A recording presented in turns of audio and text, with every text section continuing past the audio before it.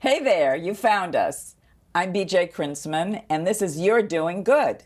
And this is a show that's dedicated to organizations that are doing good and people who are doing good. And tonight we have the exemplars of that on the show. Tonight we're going to talk about the Bellforge Arts Center. I heard about it about a couple of years ago, I guess. But you may be hearing about it for the first time. This is a fabulous place that is actually in Medfield, and we're going to even tell you where Medfield is, Newton. So stay tuned. But as always, we have the experts with us, and we have the executive director. I want you to join me in welcoming Jean Mireo. Thank you. Hi, Jean. Thanks for coming on. Thanks for having me.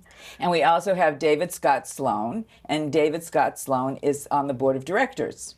Yes, thank you for having me. Nice to have you here. Nice to have you here. Jean, we'll begin with you a little bit. Tell us a little bit. This is an arts center. It's more than that. You'll hear about that. But first, I want you to understand who our guests are. So, Jean, tell us a little bit about your background and how you got involved with Bellforge Arts Center. Yeah, I actually got my start here in Newton. Back in 1994, I used to be the executive director of the New Art Center in Newton. And I did that for about 10 years. Where was the New Art Center? It's in Newton. Newtonville on Washington Park. It's still there. It's still there. Yeah. And that's really painting and, visual a lot of arts. ceramics, Yep. Yep, and my background is in visual arts and public art too. So, and then also ran Boston Sculptors Gallery, JP Open Studios. I was a public art consultant for the city of Boston for a number of years, and then landed in Medfield when my daughter was born, and had joined the Medfield Cultural Council for a couple of years, and then you have to step off after 6 years. But what I was seeing was some silos in town, and I had hoped that the Cultural Council would want to step into doing some more collaborative programming, but they didn't. They just really wanted to re-grant the money. So we formed the nonprofit. At the time, it was called the Cultural Alliance of Medfield, and we did a number of temporary public art projects in collaboration with all kinds of different groups in town. And then out of that, with the state hospital project, and we were finally able to secure a long-term lease, Bellforge was born. Right. Well, we'll get to what the state hospital project means in a minute, because Bellforge Arts Center, actually, the building that's there now was originally the Medfield State Hospital. Right? Yep. Correct. Okay, so we can get into that. But first we'll talk to David, and in the interest of full disclosure, David and I know each other. We were both on the board of Boston Conservatory for about 106 years, I'm going to say. Correct. Give or take. You were there a little longer. Right. And then we were both on the board of Berklee College of Music after the merger. Of which David was extremely instrumental in helping that merger happen. I was on the board too, so I was involved in a lot of that. Tell us how you got involved in Bellforge Arts Center. Because David's an attorney. Yes, my daytime job is as an attorney, and I'm still practicing. I'm with Holland & Knight in Boston. But I've always been passionate about the arts, as you know, from when we were together at the Boston Conservatory and then at Berklee, and I'm still on the Berklee board. Unlike Jean, I have no arts chops whatsoever. However, I've just always loved the arts. I've appreciated the arts, and wanting to do whatever I can to make them accessible, or to do any little thing to bring more people to the arts. Good times, bad times, horrible times. The arts is always the answer. And I heard about the project, and I was fascinated by it. And this has really been Jean's dream, as I have heard it over and over again, and what she has done in such, probably to her seems like eternity, but to me seems like a short period of time, has just been remarkable. And when you say you're interested in the arts, is that the performing arts that mostly captures your interest, or visual, paintings, wall art? What kind of? I like all of them, but I'm drawn to performing arts. That's what brought me to the Boston Conservatory, is the music, dance, theater, anything live. I've always been a fan of it since I was just a young child. And the visual arts I appreciate more and more. Even when I go to some galleries and I'm not quite sure what I'm looking at, I just love being there. Right, and I can attest to his love of the performing arts, because I was at his house, fundraiser for Bellforge Arts Center a couple of years ago, I think, and he actually had a trapeze art, no, a high-flying something. She was up in the air in his cathedral ceiling of his family room, right? Yes. Yeah. We like to keep it interesting. I know. Only party I've been to that had a high wire act. An aerialist. An aerialist. But you won't forget it, right? No, I wouldn't, and it was a great night. Anyway, thanks again to both of you for coming on. So now let's really get into the meat of this, which is the Bellforge Arts Center. So what we know so far is that it's on the site of, there's a main building there, and that was the Medfield State Hospital. And that's not open yet. Tell us what's going on now. The hospital was actually 35 separate buildings, and it was built in what's called this cottage style, which was a very different way to think about housing people with mental illness. Instead of, one big building where a patient would never have to leave, they were trying to create a more home-like setting for those patients. So the patients and the staff lived on the second and the third floors of the buildings. The first floors were workshops and rooms where they were actually making things. They used to farm 200 acres around this campus too in its heyday.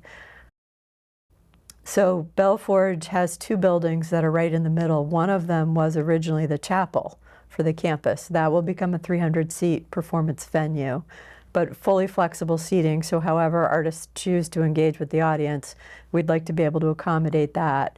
And then right next to it is a building that will be 16 classrooms, and we'll physically connect those two buildings with a new addition. And that way we're able to support, where a student's just starting to learn an instrument or voice or drama or dance or movement, to where a performer's starting to launch a career, and we'll be able to provide all of the support, the education, the training, and quite frankly, the community that it takes to nurture that creative talent. And we can do all of that at Bellforge. Isn't that wonderful? Yeah. What happened to the Medfield State Hospital? I mean, why did it go out of business, or what happened there? Because we still have loonies, you know this. We have wackos, Exhibit A. Yeah. Well, all I know is that when it closed in 2003, so it's been empty for 22 years now. There was only about 200 people living there at the time. In its heyday, it was over 2,000 people living there. So it was clearly a phased kind of shutdown that was happening. And then it sat empty for a very long time. It's still empty today, but the town was finally able to buy that property from the state in 2014. So the town of Medfield now owns that 87-acre campus and all of the buildings, plus we bought another 40 acres across the street. And then they launched into a 4.5-year master planning process. And I was part of that process to ask the question, could there be a home for the arts here? And there was two things that came out of that planning process. And one was, if you could only save one building, save that chapel. And people were very concerned about wanting to maintain public access to this property because they'd had it so long. There are hundreds of dog walkers there every day, and they come from all over the state. So the arts are your invitation to keep coming back for another event. And the chapel, besides being a chapel, was also used as a gymnasium. There were dances there on Friday nights for people in the community to come. So it's always had this public purpose. Right. And I think that made it easier for us to secure the long-term lease from the town because we were satisfying both of those requirements. And is this a long-term lease at extremely favorable rates, or are you paying top dollar? No, it's $99 a year. Okay. But we are responsible for raising all the funds to renovate the two buildings, the grounds, and a small parking lot behind it. Okay, and we're going to get into that. And David, when did you get involved with, when in this process? Because it sounds like you were in on this early. Oh yeah, it's been... It was Gene with a blank piece of paper. Yeah. And then it grew, and I think, I want to say I might have been board member. Did you? Did she recruit you? Or did you know each other? Or?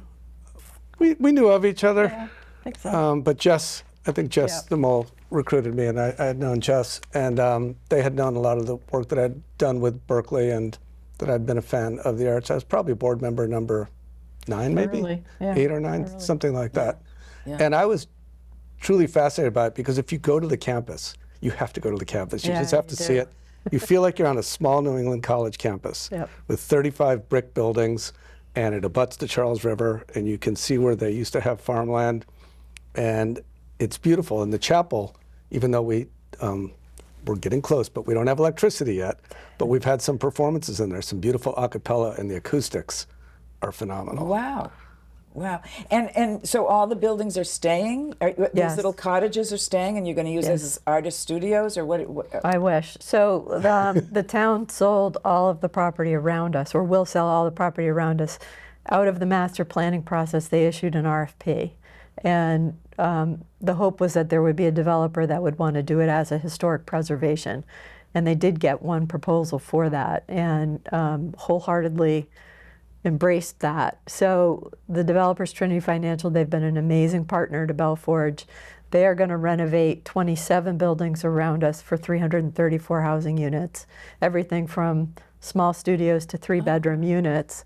So we are, in some ways, the amenity for those future residents coming. This is fabulous. This Yeah. is a huge development and so multifaceted. But they're working within the footprints of these historic buildings. Right. So all the open space stays, the beautiful mature trees come in the fall. It's spectacular. Nice. Yeah. Sounds wonderful. And it's historic. It's on the historic register, Yeah. so they're able to do it and preserve these buildings, which is great because as Medfield residents, we lived through 3 or 4 other proposals, Right. which started with clear cut this acreage and fill in the blank, put in a golf course, put in 6 houses, whatever right, it was. right, So right, they're right. preserving it, and it's just Right. it's such a beautiful place when you Yes. walk on the campus. How far is it from Newton? Is it like a half hour, 20 minutes? Yeah, it took me half an hour to get here. Half hour, And, yeah. and traffic, That's what I thought. And where did the name Bellforge come from? What's So, the you history of got that? to make up a name, right? If you want a URL for your website and social media and all the rest of it. So we started with what's iconic about that building. It's the bell tower, and the original bell is still in that tower. So we started with the bell, and Forge is forging community relationships. Forge is also an art term. So Bellforge was born. Oh, so it wasn't, like Maury Bellforge gave you some, No, some no. money. You made it. That's a wonderful Not yet, history. but we're open to it. Yeah, I'll call Murray and see if he wants. If he's out there, yes, we're Right. welcome to put a little plaque for him. What a nice story. I'm glad I asked that. yeah. Yeah, that's wonderful. All right, now the other thing is that I before the show, I was poking around your website, and I was going to ask you what the mission is of the Bellforge Arts Center. And what I found on your website, which I love, so I want to quote it and read it to you, Newton, is rooted in nature and a legacy of healing. Bellforge nurtures community, creativity, and self-expression through the arts. Yep. And what you also glean from the website is that the history was that this was a mental hospital, a healing center, and using the arts as healing.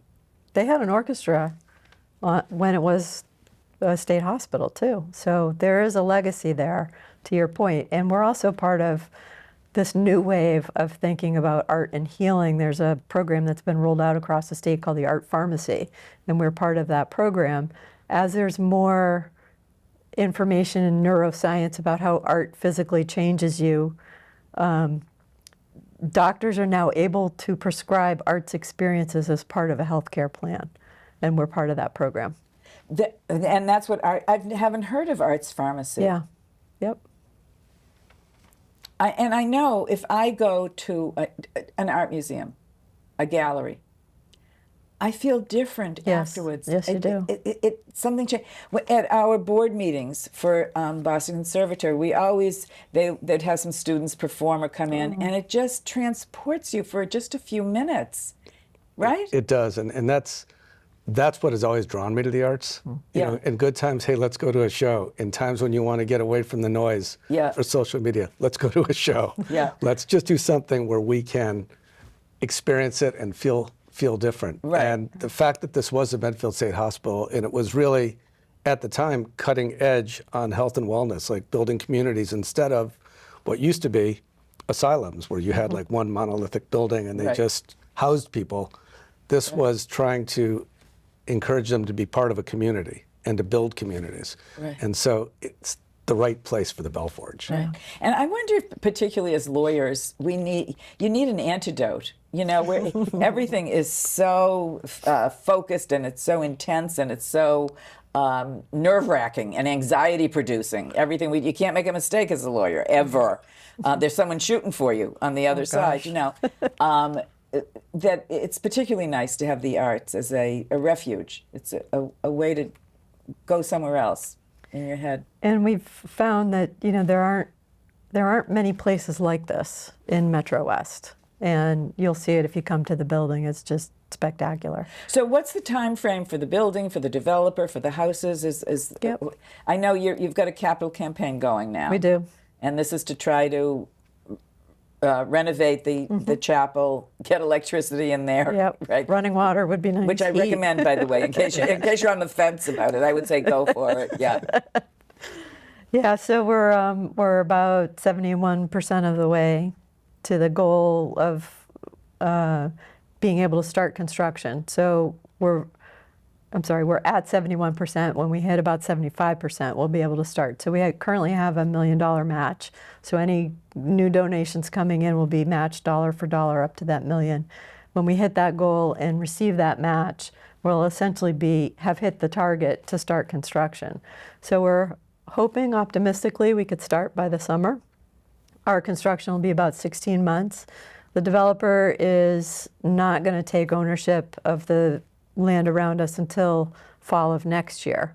So they're a little bit behind us, but we're working in partnership on so many things. For example, they're bringing in all the infrastructure for us in time for us to open. Yeah. So they included all of our loads within the designs. It's just, you know, signage is going to align. We're going to use all the same light fixtures.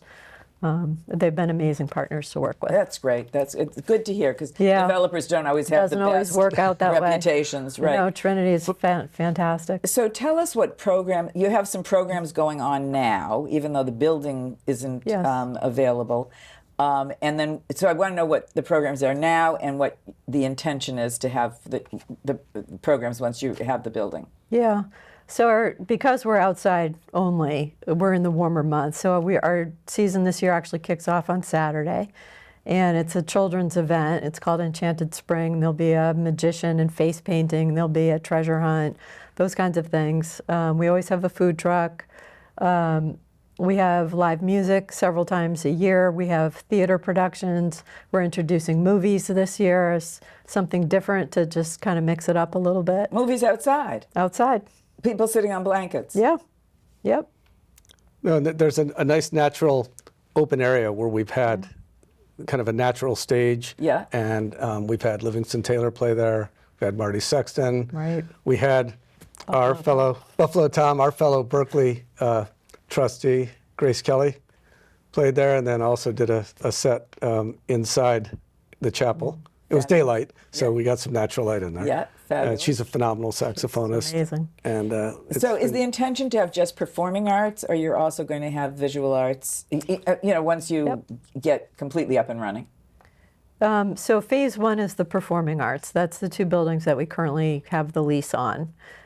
Phase two will be visual arts and culinary arts. So again, where the patients used to farm so much land, there's still two agricultural fields that flank the campus on the east and the west.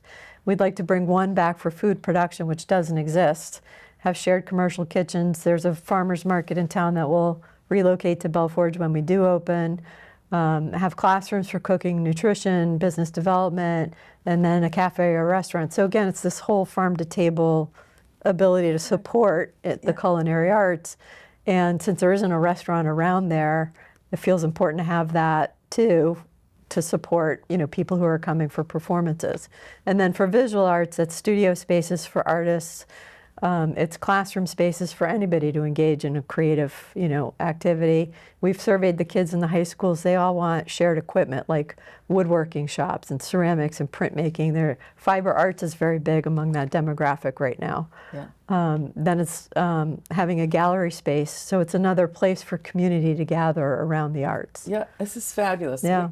We are talking to Jean Mireo, who is the executive director, and David Scott Sloan, who is on the board of directors of the Bellforge Arts Center, and it's in Medfield, Massachusetts. And we now know where Medfield is. we know a little bit about Bellforge Arts Center, and they're really trying. And there's a big capital campaign Right. going on now. So so how do you? You've already had some music there, and how do you select what kind of music, and what are you geared towards? In other words, there's a difference between having, Debbie, what's her name? Debbie, who does the a puppet show, and 9 Inch Nails, let's say. So, hard rock. So how do you Yeah. decide what's your goal here? What's your target? Well, right now we're experimenting. So we're doing a wide variety of different kinds of genres, even spoken word. We also have a Pride Festival. We have a Juneteenth Festival. We have a lot of different BIPOC artists, so we're trying to bring more diversity into our community as well. And again, we do some things for children-focused events, but not all of them, and Right. they're all, for the most part, they're all free. We have 1 or 2 that might be ticketed in the course of a year or course of a season. That's fabulous. And you've gone to several of these. I do. I've gone to several of the events, and they're very well done. And what's good about it is it's not a Medfield thing. It's not Yeah. just Medfield. It's really Metro West. When you look between Boston and start traveling west, you might hit the Worcester Art Museum. Then you keep going and you hit the Berkshires, but there's a whole swath of really no arts out there. And so we're drawing people from all over. And one of the great stats is what we found is people that come to one thing come again and again, because it's just such a great environment of both creativity and relaxation. And I remember just walking our dog back there. It's just, everybody walks their dog back there. Yeah, that's true. We've had, so in our first 3 seasons, we had, I think, 29,000 visitors, and that's in 20 to 25 events in a season. Again, it's April through October. It's not very long. And then 29,000, that's a good number. over the 3 years, Yeah. 520 different zip codes in 25 different states. So, to see this proof of concept kind of really blossom, and the first season was like, is anybody going to come to this campus to see, Right. But the reality is people will travel for these cultural experiences, and it's been awesome. And it sounds like an experience more than it doesn't sound like just going to hear a concert or going to hear a singer. It sounds like there's a whole experience about being there in this area, and that's unique. Tanglewood is sort of, I would say, does that. Very much so, yes. And concerts on the Esplanade, in a way, that does that. But as you said, then there's this great unmet area in the middle. Right. Right. There is, and as you walk towards one of the edges of the campus, you're overlooking the Charles, and you see where some of the fields used to be, Yeah. and it's just beautiful. This is so nice. All right. So anyway, now do people volunteer? Do you use volunteer? How many staff have you got? 3 of us are full-time, 3 of us are part-time. And do you just work from your homes right now? You don't have a We building? do have an office. Oh, you It's do? not on the campus. Again, there's no utilities. So we have a separate office where we can gather and meet people and get together as a team and strategize. And Okay. And so what do you use volunteers for, and how do you volunteer? Yep. So volunteering is available through the website. We always have, for our events, you can sign up for like an hour or 2 for a shift. So we set up, there's cleanup. I mean, right now everything is in shipping containers because we moved to a bigger lawn, quite frankly, because of the construction that's coming. So we set up, there's always cleanup, and then greeting people during events. But Greeters, ushers. oh yeah, absolutely. Helping people. Sure. Where do people park? On the grass there? Oh, Is there's there tons of parking. tons of We yeah, have a lot of parking on on the campus. on the campus on itself. pavement, or is it they park on the grass? There's both actually. Both. I mean, we prefer on the pavement and the crushed stone, but there's a lot of parking right around there. And the thing that we didn't, I was neglectful in not mentioning, that you're 95% free. The performances, is this correct? That's correct. Like you can just sign up and say, I'm coming, Yep. and tell me your thinking behind that. Of not, or at some point are you going to charge, or is that just? I think when we open and we have to maintain a building, Right. you'll see more ticketed events. But for now, it's all about building audience and awareness and bringing people to the campus, and learning where we are and what we're about. Right. And as a board member, we do want to keep a good portion of it free because it's really access. We want everyone to be able to experience and access the arts and not have finances get in the way of doing that. Right. And, I'm going to mention it. We didn't talk about this, but I know David. I've known him for many years. And this is a kid who started out with a Pell Grant to get him through undergraduate school, became a lawyer, and is now does wealth management. So he's an incredible success story, and particularly of what government funding, is everyone listening to me? What government funding can do. And how it can change lives and make success stories. I feel very fortunate. And, right. And I love that you're giving, what you're trying to do is give back. And you're saying it did so much for me, I want to give back. Absolutely. Yeah. So, and I'm sorry if I could build on that. I was just going to say we're also part of the Card to Culture program that is run by the Mass Cultural Council, so that anybody that has, what's it called? Card to Culture? Card to Culture. When we have ticketed events, it would be steeply discounted for people who use like food stamps, things like that. Yeah. Wonderful. And then we also give meal vouchers, because we always have food trucks. We give meal vouchers to the local food pantry so that their clients can also come and not feel like they have any issues. Food trucks are very in, I mean, you don't do away with so those. hard to even get. if you have a building. They're so in. People have weddings with food trucks. Yeah. So we're getting near the end here, but I want to find out, how can people donate to such a wonderful organization? Yeah. We're going to be streaming during this show the website. Okay. Your www. Yep, bellforge.org. Bellforge.org. But how do people give? Is that the best way to give? Yeah, there's lots of ways to give through the website, or reach out, and we're happy to. If you want to come see it, we love to give tours and show people the facility itself. Great. Any any fundraisers that you're doing? Can I show you this one? We now? come bearing gifts. So. This is for you. Oh, thank you. And it's also available to anybody that gives a $50 donation and above. And it's this is the bell tower and the chapel. So thank you for having us. Well, you're welcome. This is a Bellforge tote bag. You got it. Thank you. And by the way, I am going to donate. I want to do the self-styled. I'm self-styled as a philanthropy influencer. So I've got to put my money where my mouth is. So thank you. That's very colorful. I like it. Yeah. That's very sweet. I like the way you've designed it. Thank you so much. Well, okay. So anyway, and do you have a QR code, or because you should get one for if you don't have one? Well, if you're at the events, we have QR codes. QR codes. Okay, but I was thinking if you have one, we could maybe plug that in on this show so that people could do that. Sure. Thank you. Good luck. Good luck with the building. Come out and see it. it. With all you're doing. I'm going to come out and see it. You've really piqued my interest. It's fabulous. David, thank you to you for coming on the show, and also for all you do. You do so much in your philanthropy. It's just fabulous to have you here. Okay? I appreciate it. Thank you for all you're doing. It's wonderful. And we will see you next time on You're Doing Good, because you know what? These guys are doing good. Thank you. Thank you.